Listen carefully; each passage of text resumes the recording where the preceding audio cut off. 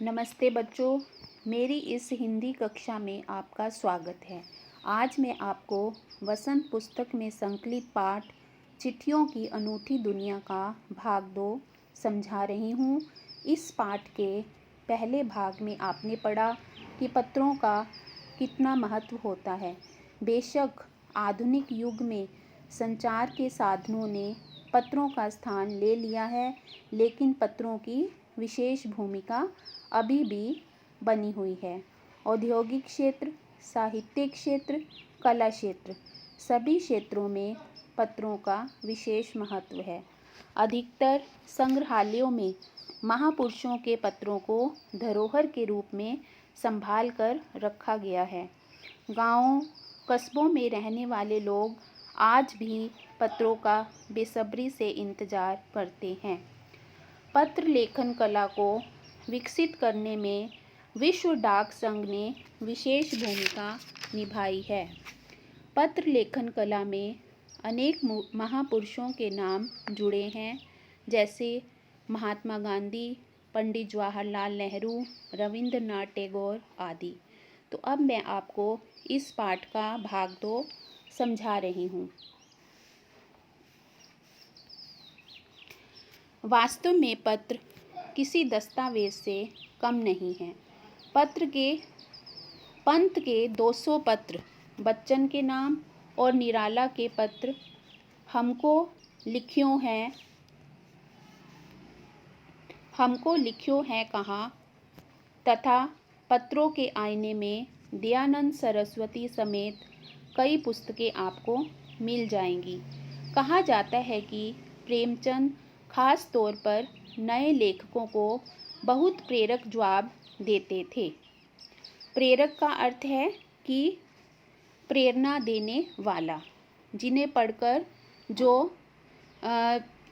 लोग थे वो प्रेरणा लेते थे, तथा पत्रों के जवाब में वे बहुत मुस्तैद रहते थे कि उनको पत्र लिखना अच्छा लगता था।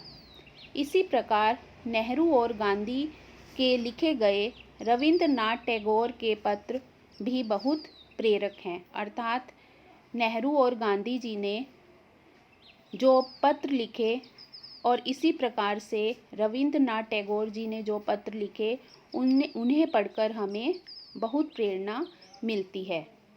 महात्मा और कवि के नाम से महात्मा गांधी और रविंद्रनाथ टैगोर के बीच 1915 से 1941 के बीच के पत्राचार का संग्रह प्रकाशित हुआ है।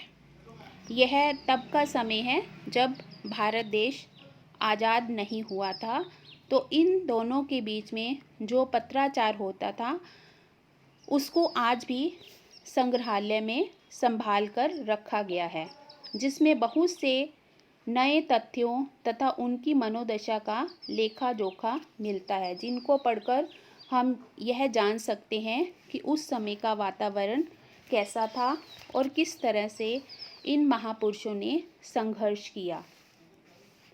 पत्र व्यवहार की परंपरा भारत में बहुत पुरानी है, पर इसका असली विकास आज़ादी के बाद ही हुआ है। तमाम सरकारी विभागों की तुलना में सबसे ज़्यादा गुडविल डाक विभाग की ही है। गुडविल का अर्थ है कि जो विशेष भूमिका निभाई है वो डाक विभाग ने ही निभाई है। इसकी एक खास वजह यह भी है कि यह लोगों को जोड़ने का काम करता है, कि डाक विभाग के माध्यम से एक स्थान से पत्र दूसरे स्थान पर पहुंचते हैं। इस तरह से लोगों को आपस में जोड़ा जाता है, संस्कृति को विकसित किया जाता है, घर घर तक इसकी पहुंच है। संचार के तमाम उन्नत साधनों के बाद भी चिट्ठी पत्री की हैसियत बरकरार है। हैसियत बरकरार है का अर्थ है कि पत्रों का जो महत्व है वह आज भी बना हुआ है। शहरी इलाकों में आलीशान हवेलियां हों या फिर झोपड़पट्टियों में रह रहे लोग, दुर्गम जंगलों से घिरे गांव हों। दुर्गम का अर्थ है कि जहां पर पहुंचना बहुत मुश्किल होता है, या फिर बर्फबारी के बीच जी रहे पहाड़ों के लोग, कि जो लोग बर्फबारी में जी रहे होते हैं, समुद्र तट पर रह रहे मछुआरे हों या फिर रेगिस्तान की ढाणियों में रह रहे लोग। ढाणियाँ कहा जाता है कच्चे घरों को। आज भी खतों का ही सबसे अधिक बेसब्री से इंतज़ार होता है। एक दो नहीं, करोड़ों लोग खतों और अन्य सेवाओं के लिए रोज़ भारतीय डाकघरों के दरवाज़ों तक पहुँचते हैं और इसकी बहुआयामी भूमिका नज़र आ रही है। दूर देहात में लाखों गरीब घरों में चूल्हे मनी ऑर्डर अर्थव्यवस्था से ही जलते हैं।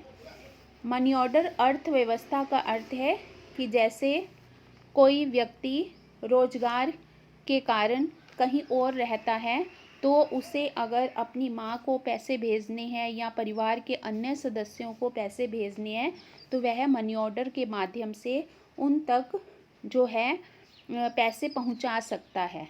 तो उन लोगों के घर कैसे चलते हैं? मनी ऑर्डर अर्थव्यवस्था से।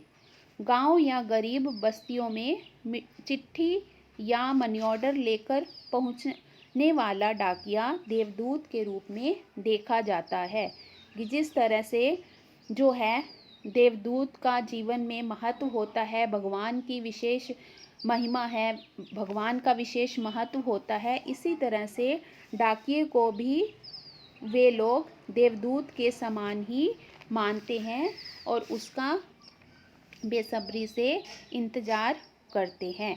तो इस प्रकार से बच्चों, आपने इस पाठ में चिट्ठियों के महत्व के बारे में जाना।